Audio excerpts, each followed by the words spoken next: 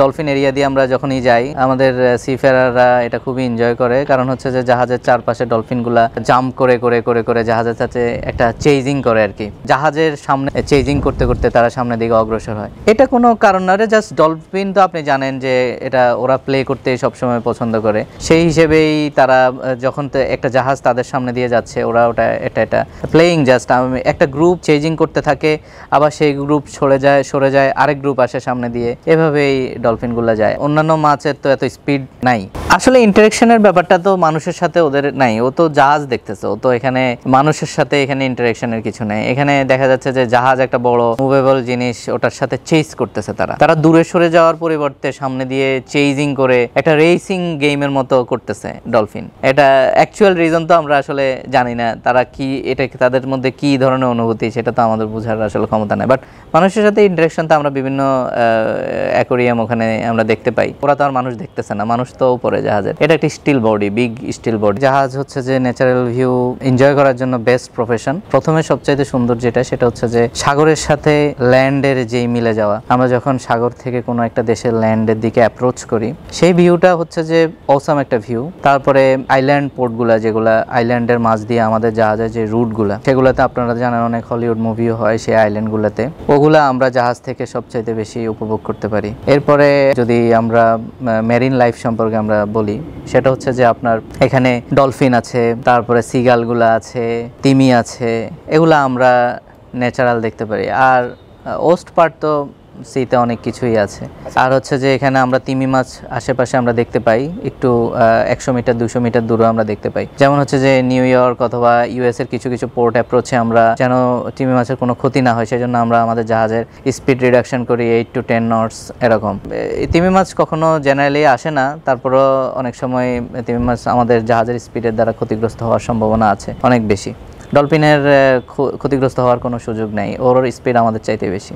তিমি মাছ ওরা যেই পানি উপরে স্প্রে করে ওটা দিয়ে খুব স্লো মোশনে ওরা মুভ করতে থাকে।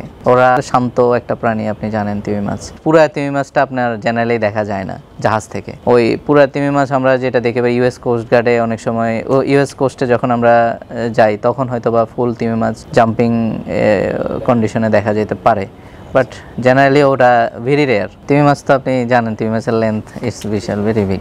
আমি একটা জাহাজে প্যাসিফিকে আপনার প্রায় নিয়ার অ্যাবাউট 15 দিন আমরা ভেসেছিলাম। তো ওখানে আপনার আমরা সবসময় আমরা দেখতে পেতাম যে আমাদের চারপাশে, জাহাজের চারপাশে হাঙ্গরের একটা গ্রুপ সবসময় আমাদের চারপাশে ঘুরতো। এর রিজন হচ্ছে যে ওখানে আমাদের যে ফুড ওয়েস্টগুলো আছে, জাহাজ থেকে তো ফুড ওয়েস্ট ফেলা হয়। আপনি জাহাজ থেকে আপনি 12 নটিক্যাল মাইল দূরে যদি স্পেশাল এরিয়া না হয় তাহলে আপনি ফুড ওয়েস্ট ফেলতে পারবেন। তো ওখানে আপনার আমরা ফুড ওয়েস্ট ফেলতাম, তো হাঙ্গরগুলো ওখানে আসতো এবং আমরা এটা খুব ক্লিয়ারলি দেখতাম। প্যাসিফিকের জাহাজ পানি তো খুবই ক্লিন এবং স্বচ্ছ, ওখানে দেখা যায়, স্পষ্ট দেখা যায় মা হাঙ্গরটা সামনে দিয়ে পিছনে বাচ্চাগুলা সহ ঘুরে। এই দৃশ্যটা আসলেই খুব চমৎকার। এখানে অনেক সময় জাহাজের কিছু মানুষ আমরা শুনেছি, আমরা কখনো দেখিনি, ফিশিং করতে গেলে অনেকেই অনেক সময় ভুলবশত হাঙ্গরে চলে আসে, ছোট ছোট হাঙ্গরগুলা চলে আসতে পারে, অনেকে শুনেছি আমরা, কিন্তু আসলে আমার দেখা হয় না ওভাবে। বাট আমি লাইভ দেখেছি যে চারপাশে ঘুরতেছে। It's was fantastic. South coast of আমরা চিলি এরিয়াতে যাই অথবা পেরু ওইদিকে যাই, তখন সেখানে দেখা যায় যে আপনার জেলিফিশগুলা এত বিশাল বড় জেলিফিশ রাতের বেলায় ঝলঝল করে।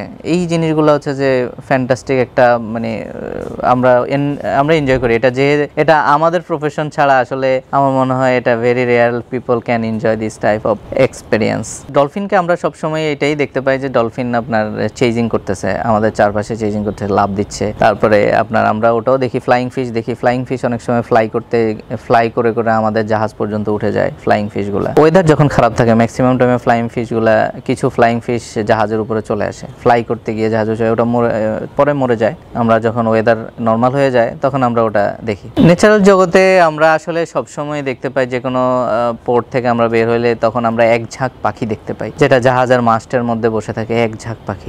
এটা মোস্টলি আমরা সব খুবই সুন্দর পাখিগুলা, তারা আমাদের জাহাজে এসে বসে, ওখান থেকে গিয়ে আবার মাছ শিকার করে আবার জাহাজের মাছ তুলে এসে বসে। এটা অনেক এনজয়িং, এটা অনেক ভালো লাগে আসলে।